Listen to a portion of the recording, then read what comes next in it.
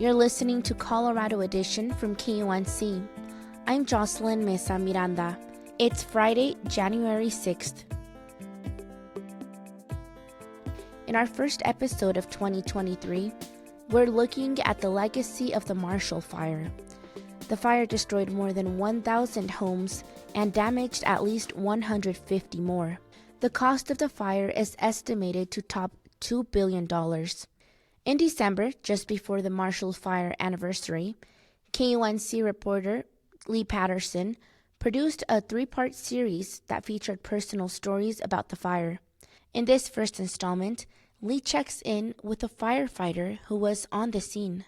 Sterling Folden is the deputy chief at Mountain View Fire Rescue. He was one of the first chiefs to arrive on the scene of the Marshall Fire. Getting there, he says, was like driving through a blizzard and fog. He shows me a video from that day. You got heavy fire in the buildings on the exit. What are we looking at?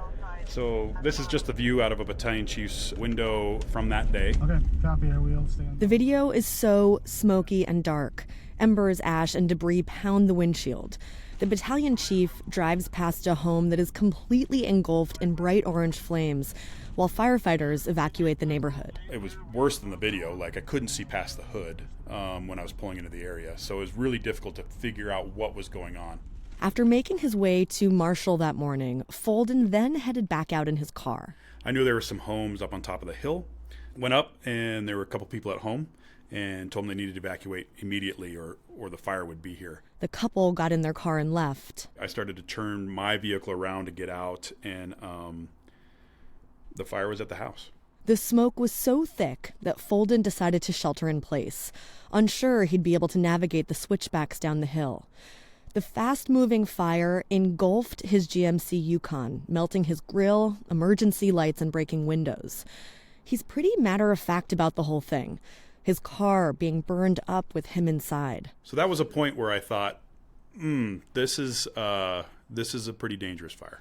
This experience marked a turning point in the strategy that morning.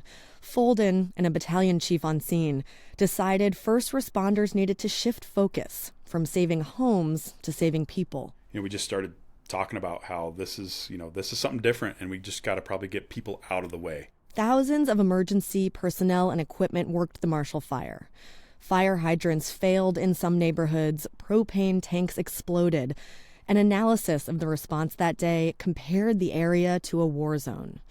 37,000 residents evacuated, more than 1,000 homes burned down. All of this has weighed heavily on first responders.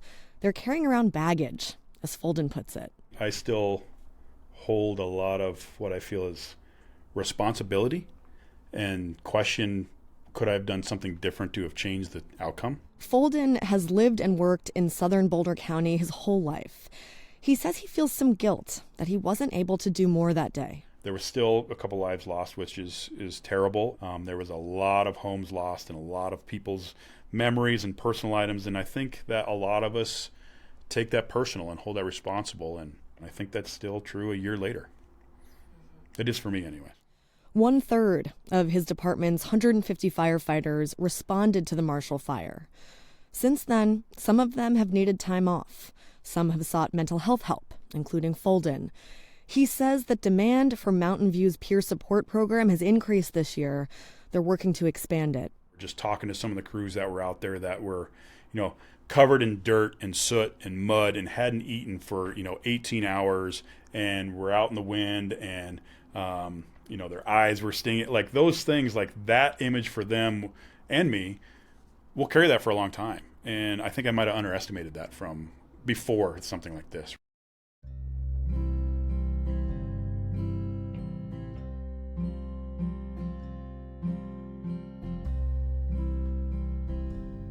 As part of her Marshall Fire series, Leigh also spoke to residents who lived through the disaster but are still dealing with the aftermath.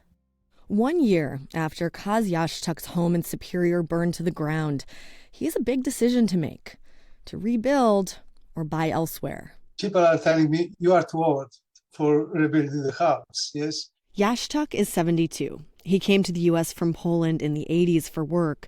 He and his family moved into the house in Superior in 1996. They were the first and only owners. The second thing, they are saying, okay, what do you need this house for? And my younger daughter even asked me, do you have somebody? No girlfriend. Yashtuk is single. So I'm kind of riding two horses at the same time, still not being sure which way I would go. Rebuilding would not be easy. The process is slow. Like so many others, Yashtuk is underinsured and would have to kick in his own money to make it work. Still, the reason he's even considering this option is because he loves his neighborhood. The house was near a greenbelt, with sports fields nearby and mountain views. But this is one thing, location. Second one are neighbors. So neighbors are really amazing. These people are like family. After the fire, Yashtuk moved in with a neighbor whose house was still standing. Another has given him her basement to store all of his things indefinitely. Neighbors hold weekly calls to exchange information about rebuilding. Do you miss your old house? Oh, yeah, no question. I miss mostly the atmosphere of the house or memories which were lost. He remembers Christmas celebrations. His family would hang fresh spruce branches from the ceiling and sit down to a dinner of 12 Polish dishes, like marinated herring and cabbage-stuffed dumplings. It was repeated every year, so this was something which definitely I treasure a lot. His two daughters grew up in the house, and his wife, who died from cancer 10 years ago, passed away in the house. At that time, a family of owls was nesting in cottonwood trees behind their house. And she realized that she will pass away soon. And she told me, okay, I will be visiting you.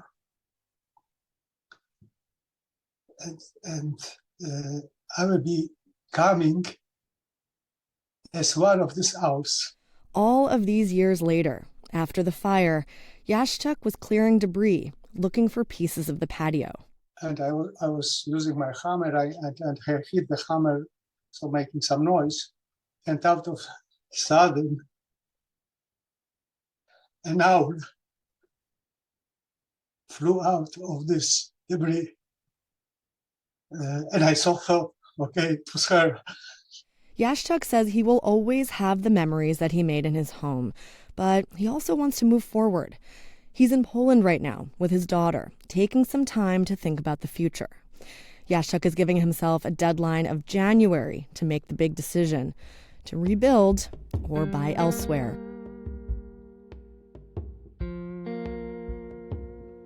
The Marshall Fire's flames destroyed entire neighborhoods in Boulder County, but communities just outside the fire's boundary were impacted too. Hundreds of mobile homes were damaged by high winds. In the third part of Leigh's series, she reports from a mobile home park called Table Mesa Village. On the morning of December 30th, strong westerly winds raced over the foothills near Boulder, gusting up to 115 miles per hour. Were you here that day? Oh my gosh, yes. That windstorm was so extreme that it started tearing my whole pergola apart. And so I just grabbed my cordless drill and went out and started reinforcing it. Susan Gibson is the president of the Residents Co-op at Table Mesa Village. While she was running around reinforcing her porch, she was also thinking about evacuating herself along with her cats and her neighbors' cats. So I had all the cats in carriers ready to go. Gibson had packed up her valuables, computers, old photos, her birth certificate.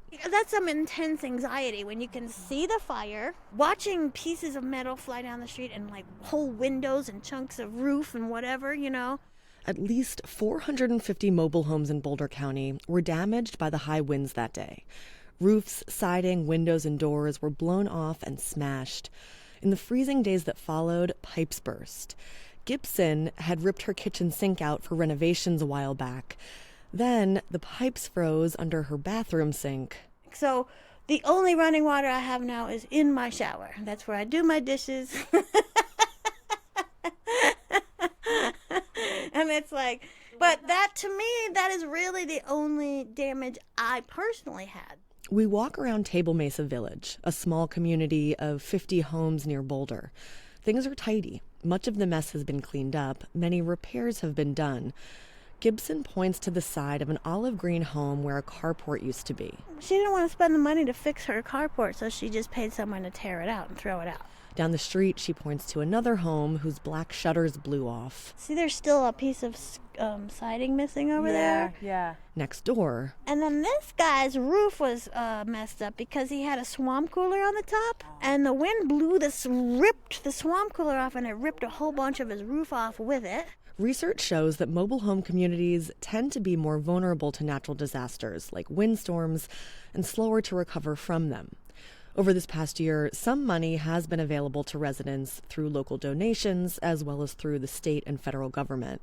It's a mixed income community. Some don't have homeowners insurance. I don't have insurance because my house isn't worth anything. I'm not going to spend money on insurance. An effort is underway by the city and county of Boulder to get more of the repair work done. They're sending assessors to mobile home parks to check out the damage and to look for possible energy and water efficiency upgrades.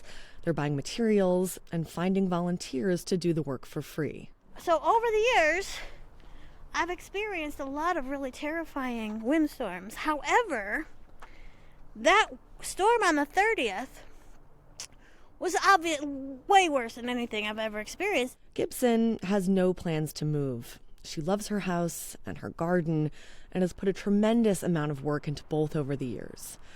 But since the Marshall Fire, she's been thinking, where can we go from here, you know? The next windstorm really will blow us all away or burn us all down, you know? what do you do as a society, she wonders, when the climate becomes inhospitable for human survival? Leigh Paterson, KUNC.